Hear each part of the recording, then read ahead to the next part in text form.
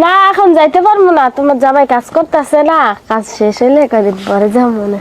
কার সাথে কইতাছ মাইনু না মা? এই যে আইসে কথা কইবা, এই নাও কথা কও, কে? কথা কইয়া দেখো। আসসালামু আলাইকুম।